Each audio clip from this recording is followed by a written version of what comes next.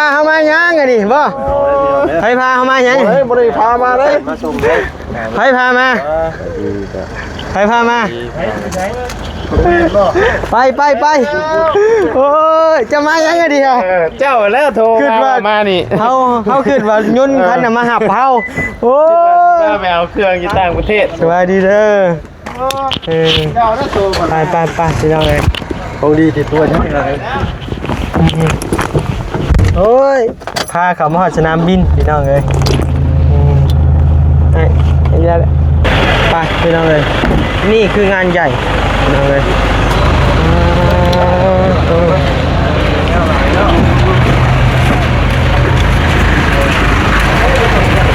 สบายดีเด้อสบายดีเลยมาเลยทั้งนอกจะรถไปขั้นก่อน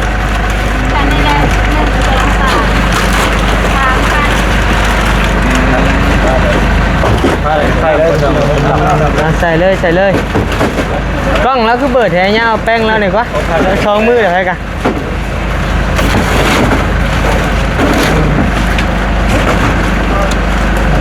บ้านไปนอนไปบ้าน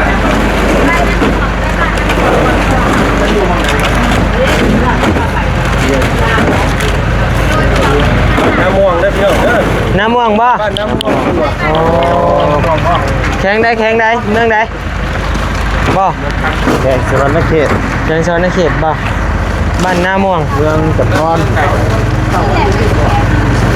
เมืองยังฮะ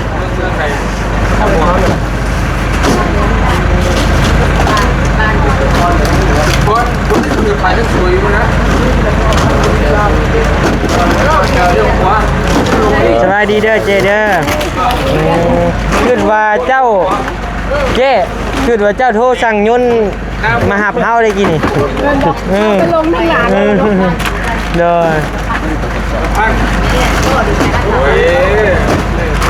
บ้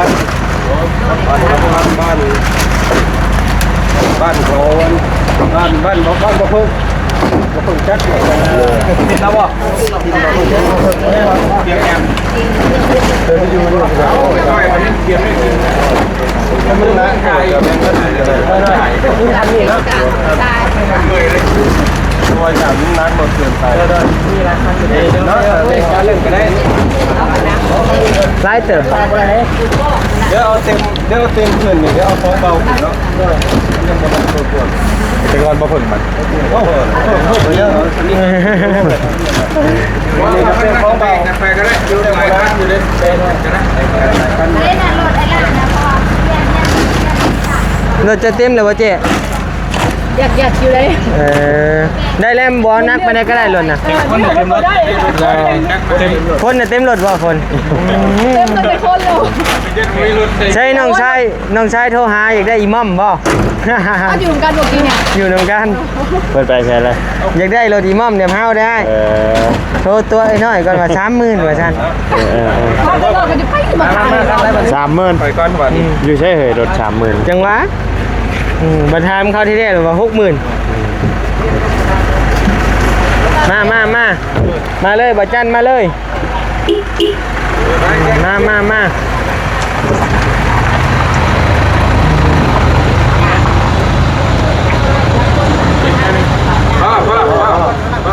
thank you ทีมงานว่าทีมงานนี่สุกว่าเนาะเอาเลยวิโก้คันเดียวก็ได้น้อยใจได้โอ้ตาก่อนว่าเราฉันนี่นิชันอีกเนาะเอ้ยไปเอ้ยเฮาจับมือกันฉันโอ้ยจับบ่ได้อีกคนละเบนจับใส่เพิ่นเข้ากันบ่ได้ต้องเปิดของกันก่อนในนิวบ่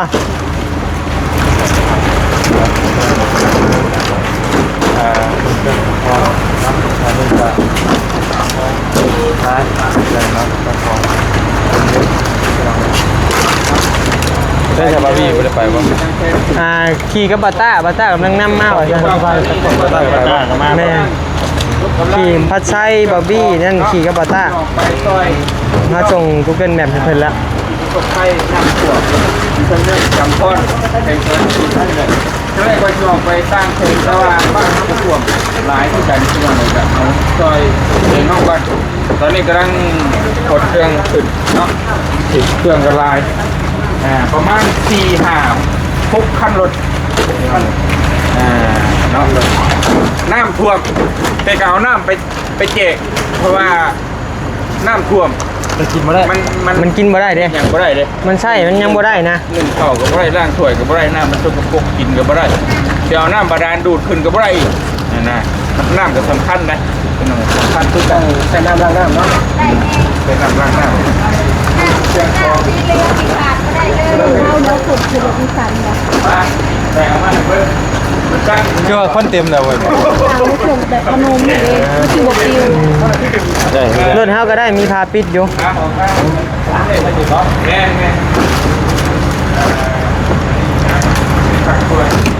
เอาไปเตรียมกันนะ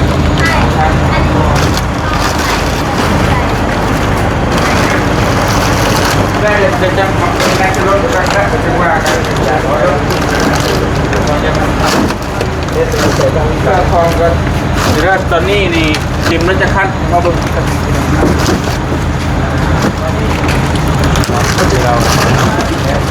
แม่ติดตามเด้อบ่ยาวโดยลบใช่ไหมน้ำพ่อไหนพ่อไหนพ่อมีคนไหนพ่อดีไอ้ก็เด็กเท่าไหร่อยากดอกไผ่ดอกไผ่กันด้วย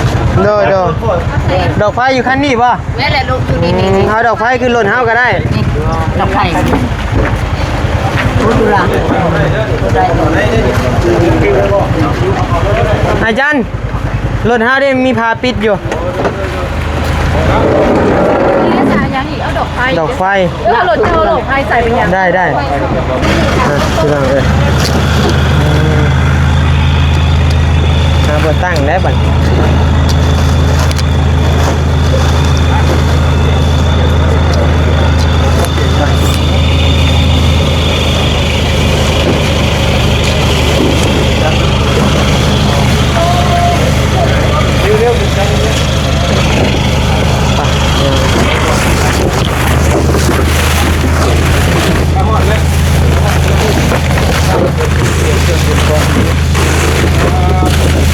จัดไงลีเนาะ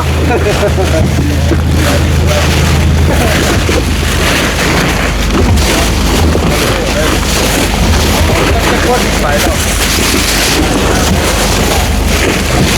ใช่มันทำใช่แบบมันทำเอาไปเราจับใจที่เราทำใช่มันเกิดไงมันจะมาได้ดูแลอาหารไม่ใช่บ้านพี่มันนอนยอดอะไร อันนี้ขึ้นเทิงเนาะกันหลอดใช่ได้ครับบอกหลอดอะไรบอกอะไรบอก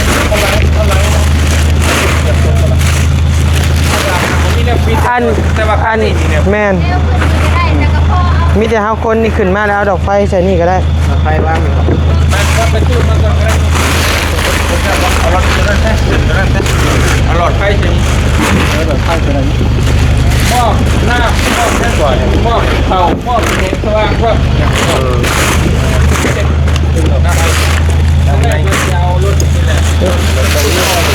โดยเขามีลายแล้วก็เอารถกระบะไปดีกว่าโอเคกว่าร ถไฟบ่บัดนี้แม่ขึ้นข้างหลังบ่แม่ขึ้นข้างหลังบ่อยนิ้วฮะทุกวาวลงนี่ก็ยังติดบ่ได้มันหลายนะหลอดไฟเอาอันนี้ขึ้นก่อนบ่ตัวนี้เพราะยันว่านี่นะมันลายนะตัวนี้มันปิดบ่ได้มันต้องไปปิดเลยโอ้ผมงั้นบ่นะบ่มีพาปิดเลยเนาะใส่ตรงนี้นะปิดนะยังเป็นเอารถคันนั้นมานำเพราะว่าเราไปใส่น้ำนี่บ่คันดำนี่บ่โอ้แบ่งกันเลยรถคันดำตัวนี้แบ่งเลยรถประมูลซะเอารถไฟมาใส่เป็นปิดได้เลยก็ได้คือกันไป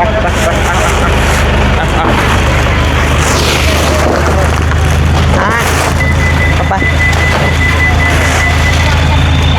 ต่อกันไปก็ได้จอยกันพี่น้องเอาเรียกเลยใช่เลยเราใช่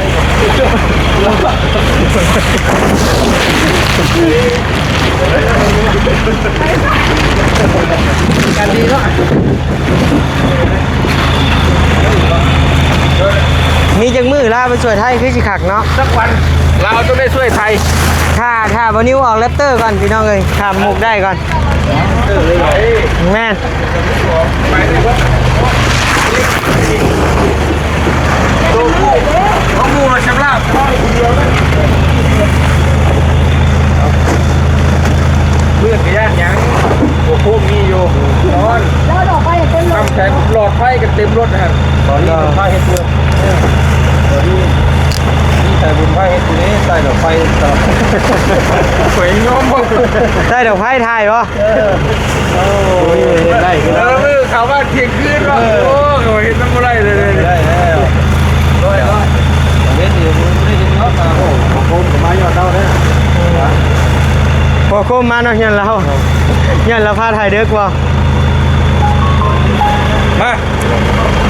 หลอดไฟหลอดอันนี้หลอดไฟสำเร็จรูป โอ้ เก็บปุ๊บจับปั๊บเลยฮะจับโมเมนต์ โมเมนต์จำติ ในห้องในห้องต่อได้เลยแล้วพอจะมีสายไฟอยู่เพื่อนเขาแล้วมัดไปเลยมัดไปเลยเลยเปิดได้เลย ยอด นะไฟมีคนถูกต้องนะเพื่อน ต่อแถวเอาต่อแถวเอา ห้องก็ได้มั้ย บ่ห้องก็ได้นะ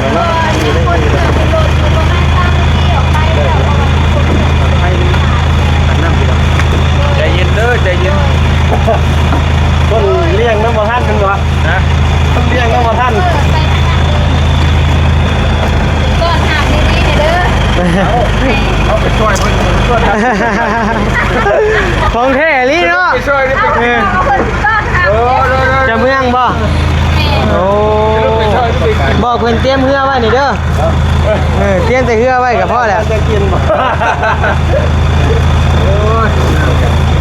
จัดเต็มเลยมื้อนี้เพราะว่าปกติกับที่นัดทีมงานในค่อนข้างยากเป็นเรียกหลายไปก็เรียกหลายนี่ว่าพิเศษทีมงานกับเวลามาให้เนาะ แน่ไม่ได้เชฟโป้นหูติ เล่นมันเช็ดบนเล่นแต่ละคนยอมรับดูน้ำใจยอด มาจะเซ็ตโบนก่อน มันจะเช็ดบนคุณนั่นแหละจังว่ามันยุ่งเลยมันยากใครก็ยากก็เลยช้าในจังหน่อยพอไอ้ยันว่าเครื่องมันหลายเลยยันบูเบิร์ตเลยก็เลย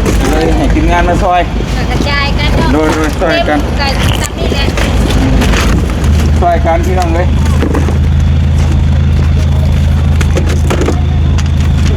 สวัสดี มาเด้อเอฟซีผู้ใดเด้อ พา มา กันเลยตำรวจมาจับคนมาอีกแล้วมันนั่นเล่นป๊อบเลยญาติว่าตำรวจโอ้ยมาเดี๋ยวลูกพี่ตีนจ้ะ เดี๋ยวเราบัง ลูกพี่ตีนจะเด้อ ฮะ ลูกพี่มีบ่ตามมา ได้ลูกพี่ตีน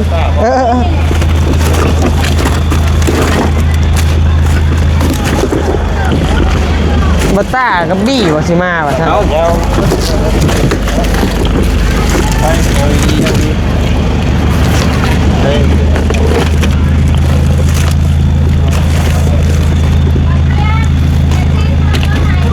ไป10,000เด้อถ่ายรูปเด้อ ใส่เอฟซีเบายาวอยู่ใส่ บ่ยาวไปแม่ยาวผู้สั้นใส่ลงมา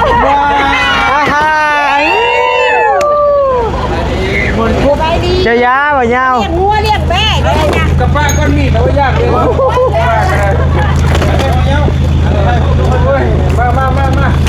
ยากถ่ายกันได้เดียวเดียว อาจจะไปรับเรือป่ะใช้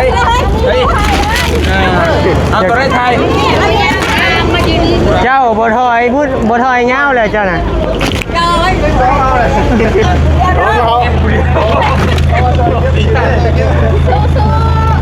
สู้ ไปเดินหน้าตลอดไปเลยเอ้าใช่ว่าเป็นได้โอเค อันนี้กล้องเขา ไปไทยจะพ่น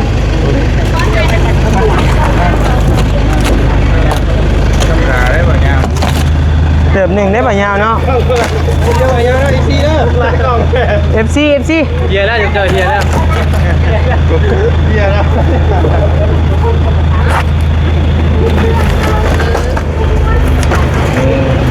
โอ้เบอร์โอ้ยเดี๋ยวจะยอมแล้วจริง จะได้สูงสูงไป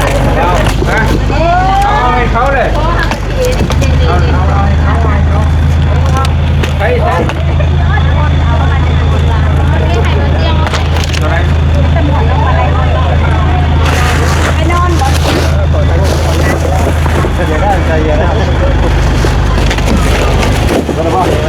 เมื่อไรวะ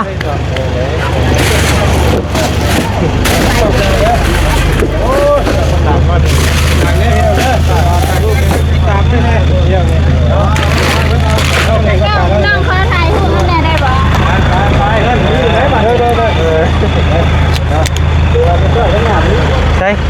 กล้องเราเห็นห้าอยู่อ่ะเห็นห้าอยู่อ่ะ เห็นเป็นเอาเยอะ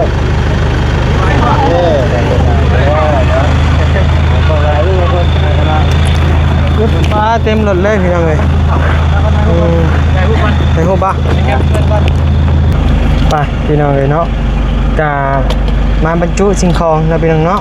เดี๋ยววันนี้ซื้อมี10แก๊สพี่น้องเลยใส่ล้างรถบันนี้นะพี่น้องเนาะเป็นเงินของแม่พรพันธ์เพิ่นนะพี่น้องเนาะกาเอาพี่น้องเลยสำหรับคลิปนี้ทางบันนี้ก็สิขอโตวลำลาก่อนเดี๋ยวพบกันใหม่ในคลิปหน้าสำหรับคลิปนี้ลาไปก่อนแล้วเด้อพี่น้องบ๊ายบาย